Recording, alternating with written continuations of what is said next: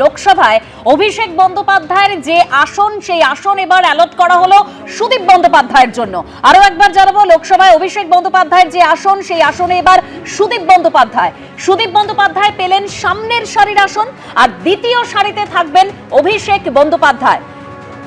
আরো তথ্য জানবো, আমাদের প্রতিনিধি বিজেন্দ্র সিংহ রয়েছেন আমাদের সঙ্গে টেলিফোনে। বিজেন্দ্র, দেখো, এর আগে যখন লোকসভায় টিএমসি দলনেতা ছিলেন সুদীপ বন্দ্যোপাধ্যায়, তিনি ফ্রন্ট রোতে বসতেন, কিন্তু যখন তাকে মমতা বন্দ্যোপাধ্যায় সরিয়ে দেন এবং লিডার করা হয় অভিষেক বন্দ্যোপাধ্যায়কে, তখন অভিষেক বন্দ্যোপাধ্যায়কে 354 নম্বর সিট ফ্রন্ট রোতে অ্যালট করা হয়েছিল, যেটা অখিলেশ যাদবের পাশের সিট। সেখানেই অভিষেক বন্দ্যোপাধ্যায় বসছিলেন।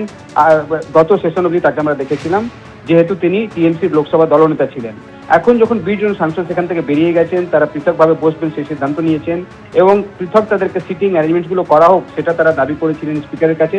এখন যেটা লোকসভা সচিবালয় থেকে জানা যাচ্ছে, নতুন করে সিট অ্যারেঞ্জমেন্ট করে দেওয়া হয়েছে এবং সুদীপ বন্দ্যোপাধ্যায়কে 354 নম্বর সিট দেওয়া হয়েছে, যেখানে অভিষেক বন্দ্যোপাধ্যায় গত সেশন অব্দি বসছিলেন টিএমসি লিডার হিসাবে। যেহেতু তাদের সংখ্যা এখন 8 হয়ে গেছে, তাই তাকে এখন সেকেন্ড রোতে সিট দেওয়া হয়েছে।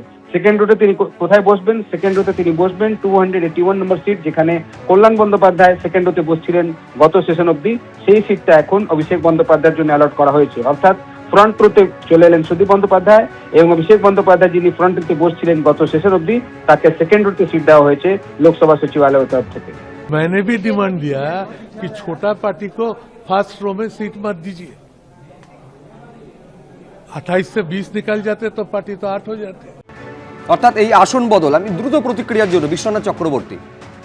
দেখো, এটা স্পিকারের প্রেরোগেটিভের মধ্যে পড়ে। স্পিকার হলো ফাইনাল ডিসিশন মেকার। এই ক্ষেত্রে উনি সিদ্ধান্ত নেবেন কে কোথায় বসবে, কার আসন কোথায় বরাদ্দ হবে। কিন্তু আমার একটা প্রশ্ন হলো যে এই এনসিপিআই তো প্রকাশ্যে বলেছে যে তারা বিজেপির সঙ্গে থাকবে, তারা এনডিএর সঙ্গে থাকবে এবং কালকে প্রধানমন্ত্রীর সাথে সুদীপ বন্দ্যোপাধ্যায় দেখা করেছেন। 1 ঘন্টার উপরে আলোচনা তাদের মধ্যে হয়েছে এবং তারা তো বিরোধী দলের ভূমিকা পালন করবে না। তাহলে আমি বুঝতে পারছি না বিরোধী আসনের কাছাকাছি কেন থাকবে।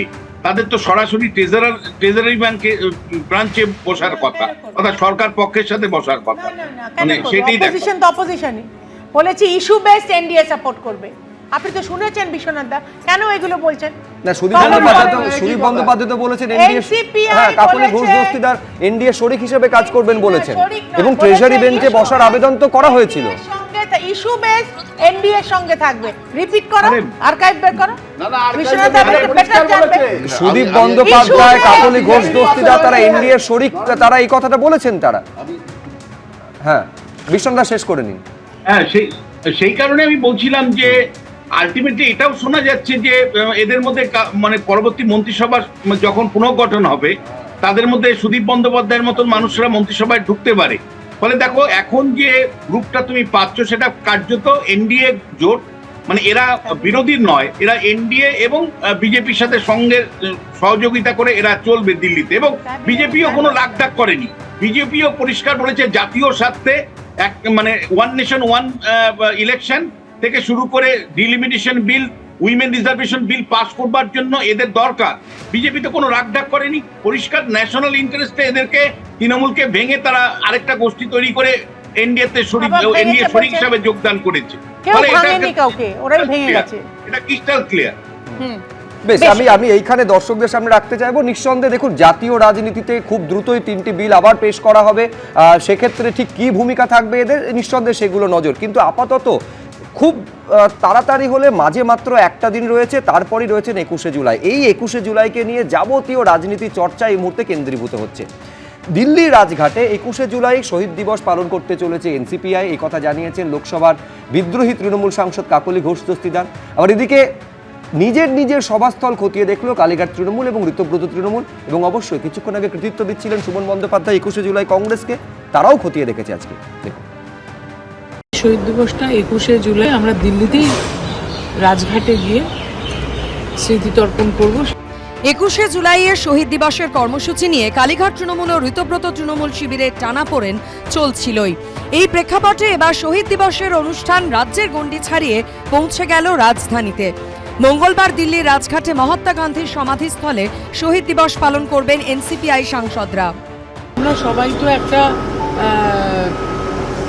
দল থেকে এসেছি, প্রত্যেক বছর শহীদ দিবসটা পালন করতে করতে এবং সেই সেন্টিমেন্টটা আমাদের আছে।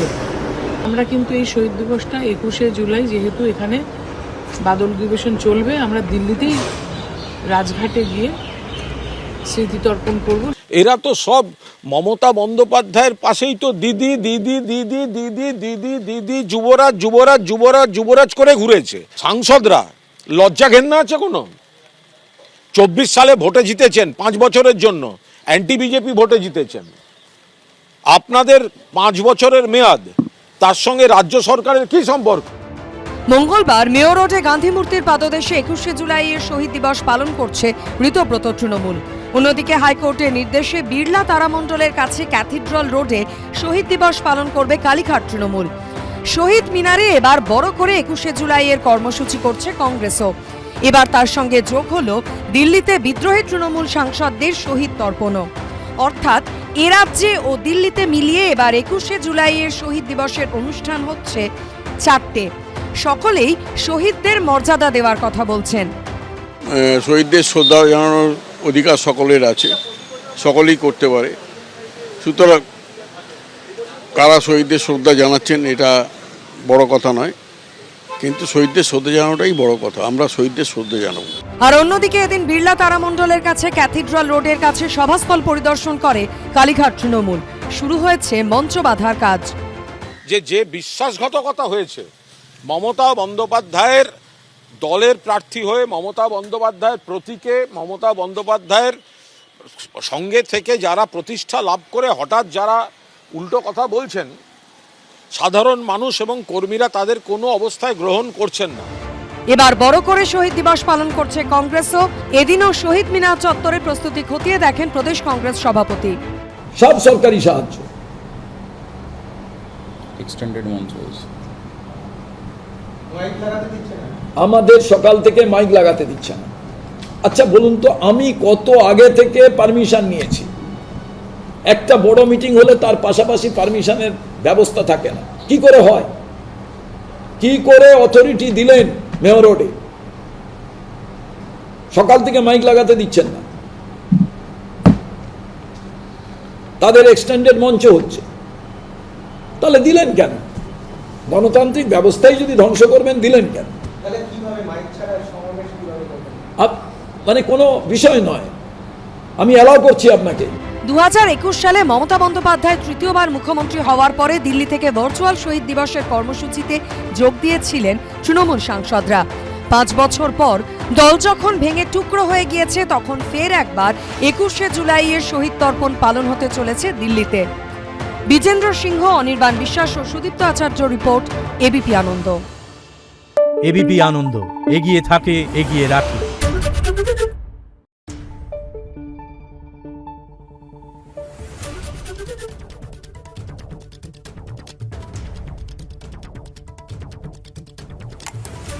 Thank you.